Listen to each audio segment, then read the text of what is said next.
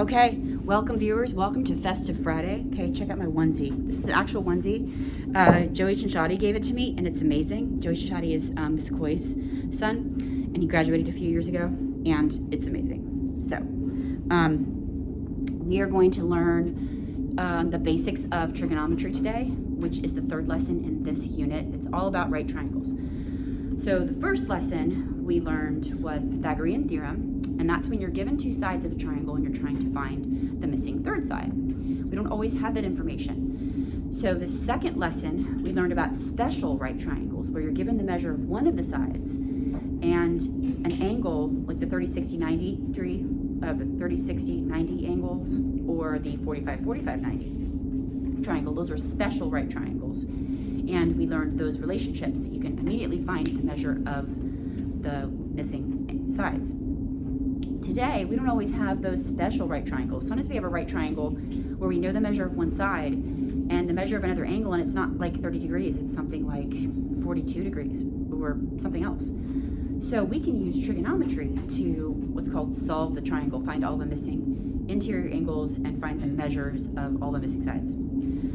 And it's really the foundation of what you're going to be doing in pre-calculus. We use it all the time. So you're going to need your Desmos calculator. And before I start, I drew something on the board over here I want to show you really quickly. And it's also 500 degrees in here, so I'm not going to wear this the entire time. So let's first talk about, just a second, opposite sides, adjacent sides, and hypotenuse, okay? So if you've got, sorry, hold on just a second. I'm only wearing half of this onesie today. Things are happening. This onesie is fire. Okay, so if the hypotenuse is always across from the right angle, right? If we're referencing this angle here, the side across from it is opposite, and the side right next to it is adjacent. Same exact triangle. Can you guys see this on there? Yeah. You're referencing this other angle. Now this side is opposite and this side is adjacent. So adjacent means right next to the angle and opposite means across from. Hypotenuse is always across from the right angle, okay? So that's what we mean by opposite, adjacent, and hypotenuse. So now we take a look at these sine, cosine, and tangent relationships that you need to memorize, and there are different ways to do that. The most favorite way is called SOHCAHTOA. And that is sine is the opposite over the hypotenuse, cosine is the adjacent over the hypotenuse, and tangent is the opposite over adjacent. It doesn't really matter which one you choose to use, but if you want to just memorize it this way, if you want to memorize it this way, if you want to memorize it this way, my teacher taught me back in Algebra 1 to memorize it with Oscar has a heap of apples, and that's what I used back in the day. So we're now going to take this and apply it to seeing if we can find the measure of sine, cosine, and tangent, these relationships on this triangle here. Here we go. Okay, so we're given all the lengths of the sides, and they're just asking us sine of A. Okay, where is A? The measure of angle A is up here. So since the sine is, should I get on this table? No, I'm not doing that. Okay. Sine is the opposite side over the hypotenuse. It's 15 over 17. So there's the sine of A. However, if we're asked to find the sine of C, C is this angle here. The side opposite is now 8, and the hypotenuse stays in the same place. So that's 8 over 17. So that's how you find the sine of an angle, whether A or C. Okay, now let's go to cosine. Cosine of A, there's A, is the adjacent side, which is 8, over the hypotenuse, 17. Cosine of C is the adjacent side, 15, over the hypotenuse, 17. And the tangent is the opposite over the adjacent. So if we're doing the tangent of A, it's the opposite, 15, over the adjacent, 8. Tangent of C is opposite, 8, over adjacent, 15. So that's how to do that. Now, let's move on. These are not my most favorite examples. So these are practice examples, just like the other one. I'm just going to fill these in. Actually, let's go ahead and pause the video, do these examples, and then watch me fill this in and make sure you did them right, okay? All right, so I feel pretty confident that we probably are okay with these numbers. Let's go from there.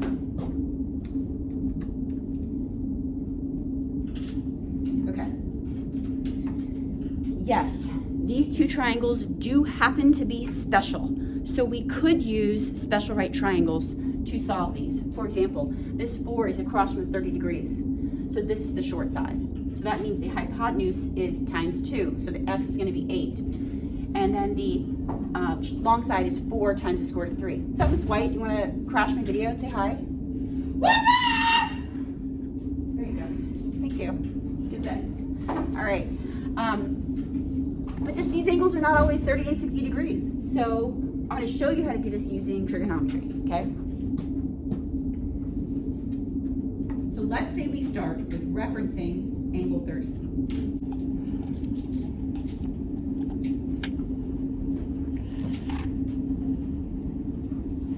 Okay, as we just learned, the sine of an angle, and we're referencing 30, we just picked it. Okay, the sine of an angle, that relationship, is the opposite side over the hypotenuse. So that's equal to 4 over x.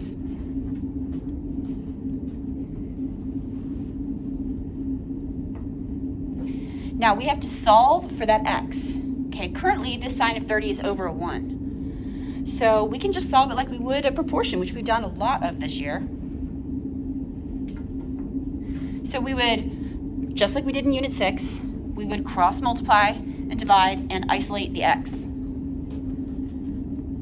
So we get, run out of room here,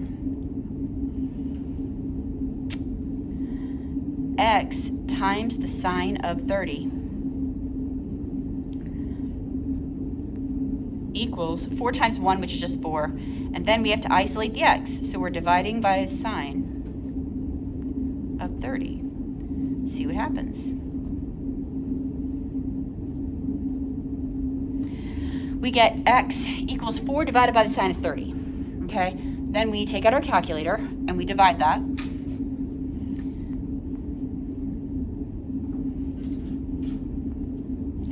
Four divided by, now there are two ways to do the sine of 30. You can just type in sin 30. I'll show you that.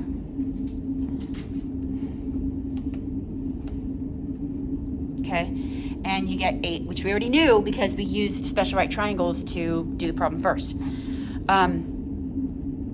The calculator, if you're using a TI-84 or a TI-83 or one of those TI calculators, make sure the calculator is in degree mode. So go to second mode and make sure it's in degree, because if you just cleared the memory, it will be in radians. And we don't measure triangles in radians in geometry. We do, however, in pre-calculus. But geometry, we need the calculator to be in degree mode. And usually it's already in degree mode, but the way you change it is this little icon right up here, this little tool icon. You click on it, you can see degrees is highlighted. So we're good to go. If we wanted to change it, we would click on radians.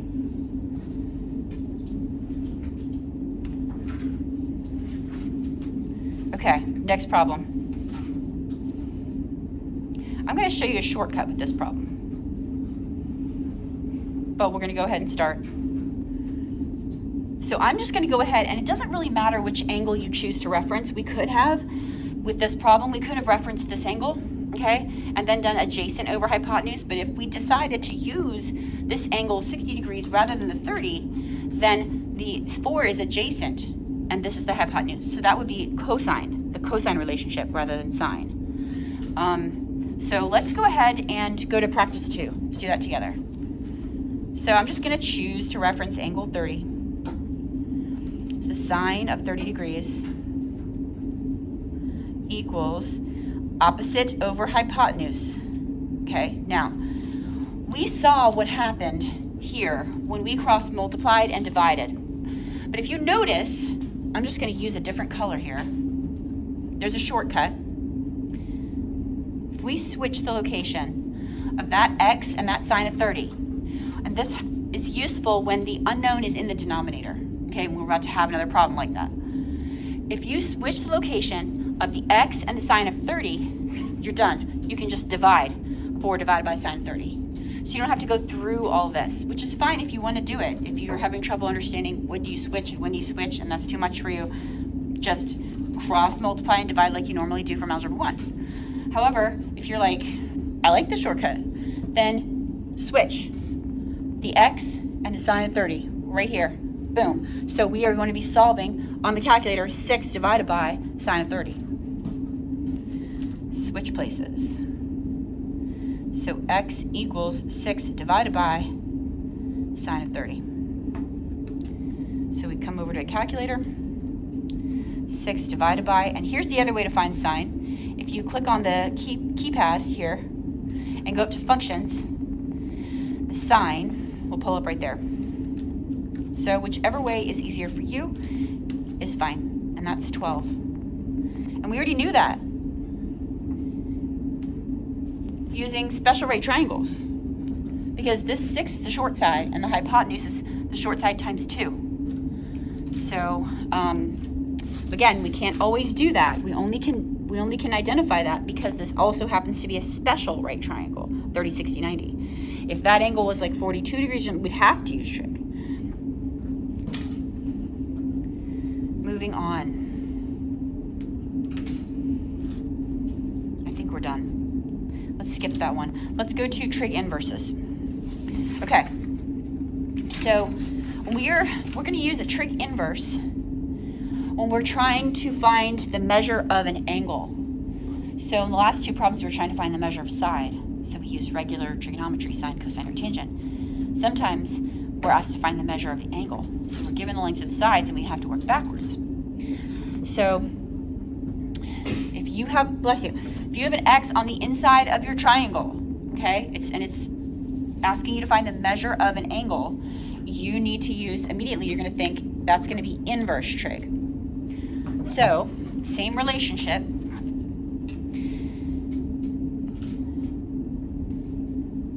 This 6.5 is opposite, and the 10, the other number that we have, is the hypotenuse. Which trig relationship uses opposite and hypotenuse? That's going to be sine. The sine of this angle, sine of x degrees, is equal to 6.5 over 10. Okay?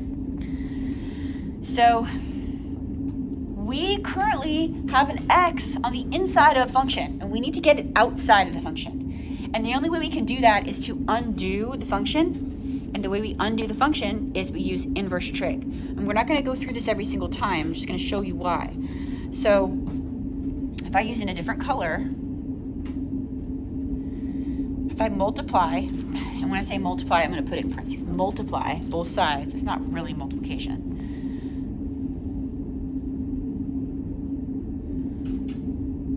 Of the equation by the inverse sine,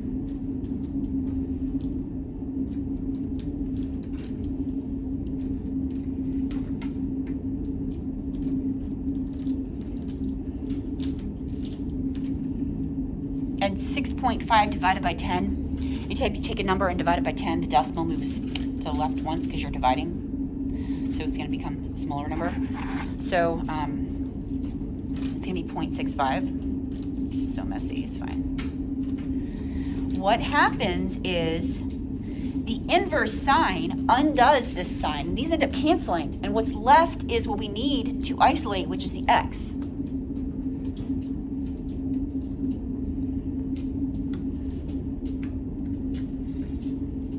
Then we go to our calculator. The x, the measure of this angle that we need, is the inverse sine of 0.65. So we just type that in. And the inverse sine functions are also in the functions menu. So the inverse sine of, what did I say, 0.65? I think it was. Now, we're just rounding to the nearest degree right now. And this is 40.5. If we're rounding to the nearest whole number, we need to decide if we're going to make this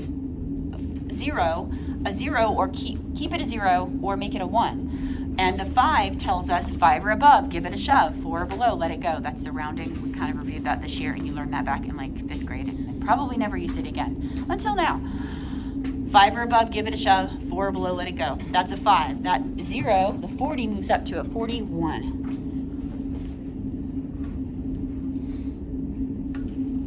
So x, and I'm going to put x degrees equals 41 degrees. Boom, done. Now, how you do these problems normally, we don't go through all of this. Okay, we can just look at this problem, and I'm going to erase what I drew over here because it's kind of messy. In fact, I'm just going to erase all of it. Here we go.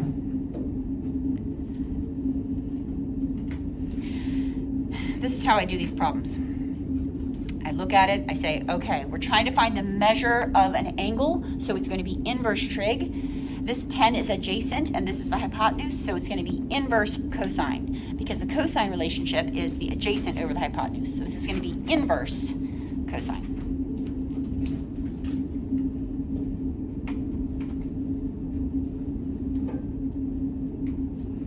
You type in your calculator, and you get approximately 68 degrees. Okay, try the next problem. Pause it. Pause the video right now. Try the next problem, and here's the answer.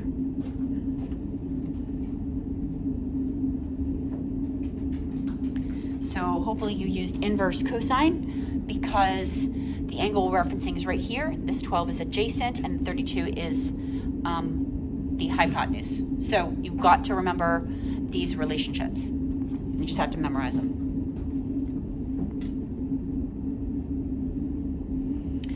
So the same thing happens with these examples coming up here. If I, you know what, I'm just going to scroll back down for a second. Let's go to example 6.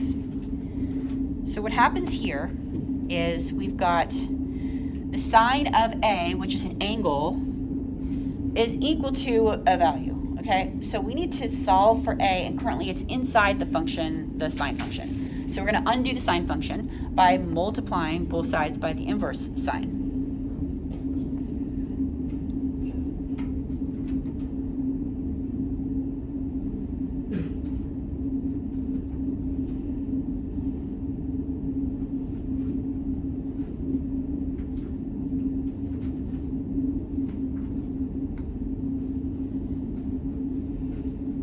Cancel.